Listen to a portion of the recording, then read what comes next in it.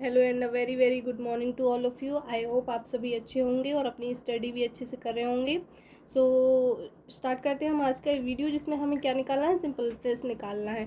इसके लिए हमें सबसे पहले क्या करना है, जो हमारा मूलधन होता है, जो दर होती है और जो हमारा समय होता है, इसे हमें इस सवाल में देखना होता है, पहचानना होता है। तो स्टार्ट करते हैं हम आज का ये वीडियो। सबसे पहले हम पढ़ेंगे क्वेश्चन को। इसमें क्या लिखा है, 2000 रुपये का 5% ब्याज की दर से 8 माह का ब्याज ज्ञात कीजिए। यहाँ पर हमें ब्याज भी ज्ञात करने को बोल सकता है और इसी का दूसरा नाम हम साधारण ब्याज भी कह देते हैं, तो इसमें आपको कंफ्यूज नहीं होना है। तो यहाँ पे हम क्या देखेंगे, जो हमारा मूलधन होता है वो क्या होता है। यहाँ पर जो सबसे बड़ी डिजिट दी होती है, या हम यूँ कह लें जिस भी डिजिट के पीछे रुपए लगा होता है वो क्या होता है, हमारा मूलधन होता है। या जैसे मैंने कहा कि मैंने रमेश को 2000 रुपये दिए, तो ये जो रुपए मैंने दिए हैं ये क्या कहलाया, हमारा मूलधन कहलाया कि हमारे पास कितने टोटल पैसे होते हैं। ठीक है, तो मूलधन हमारा क्या हो गया, 2000 रुपये।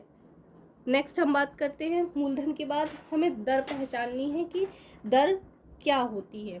तो दर क्या है, ब्याज की दर होती है कि इतने परसेंट से हमने किसी को पैसे दिए हैं। तो सिंपल सा फंडा है कि जिस भी डिजिट के पीछे ये प्रतिशत का साइन लगा होता है वो क्या होती है, हमारी दर होती है। तो यहाँ हम दर लिख देंगे, दर हमारी क्या दी है, 5% दी हुई है। एंड नेक्स्ट हम क्या देखेंगे, समय हमें पहचानना है। तो समय कैसा दिया रहता है, ये तो जनरल सी बात होती है कि जब किसी भी डिजिट के पीछे क्या होता है, मिनट, सेकंड या मंथ, वीक, ये सारी चीज़ें आती हैं, वो क्या होता है, हमारा समय होता है। जैसे यहाँ पर लिखा हुआ है 8 माह, तो ये समय हो गया हमारा, कितना दिया है, 8 माह का दिया हुआ है। तो आपको यहाँ याद रखना है कि जब भी हमें समय तिमाही दिया जाता है, तिमाही का मतलब क्या होता है, 3 माह, तिमाही दिया जाए या 6 माही दिया जाए, तो यहाँ हमें ध्यान रखना है थोड़ी सी चीज़ें, जब आएगा तो वो मैं आपको उस वाले क्वेश्चन में समझाऊंगी।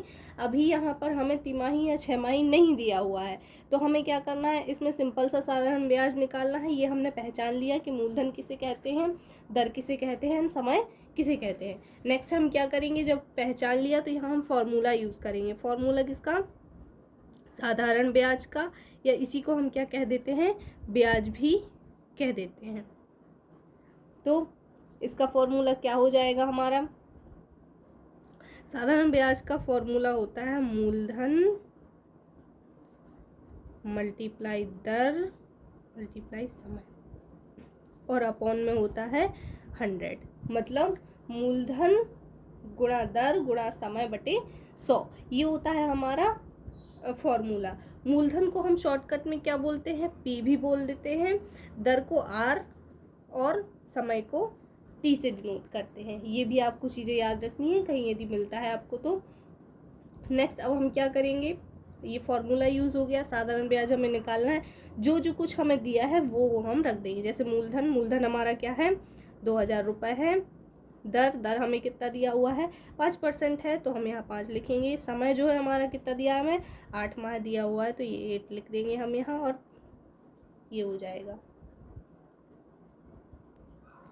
नेक्स्ट इसके बाद हम क्या करेंगे, हमें सीधा सीधा क्या करना है, यहाँ पर ये 2 जीरो से 2 जीरो हम कैंसिल कर सकते हैं। नेक्स्ट इसके बाद जो हमारा क्या है, 5 × 8, नीचे हमारा कुछ भी नहीं बचा है, इसकी टेबल पढ़ देंगे तो 5 8 जा कितना होता है हमारा, 40 होता है। नेक्स्ट इसका मल्टीप्लाई कर देंगे तो ये क्या आ जाएगा हमारा, 800 रुपये। ये हमारा क्या निकल आया, सिंपल इंटरेस्ट निकल आया, मतलब साधारण ब्याज। तो यहाँ हम क्या लिखेंगे, अतः साधारण ब्याज हमारा कितना होगा, 800 रुपये होगा। क्लियर हुआ। तो आई होप आपको ये क्वेश्चन आज का समझ में आया होगा। यदि आपको आज का क्वेश्चन समझ में आया है तो लाइक शेयर एंड सब्सक्राइब ज़रूर कीजिए, और यदि किसी को भी कहीं भी प्रॉब्लम आती है इस वीडियो में तो मुझे कमेंट सेक्शन में ज़रूर बताइए। Thanks for watch.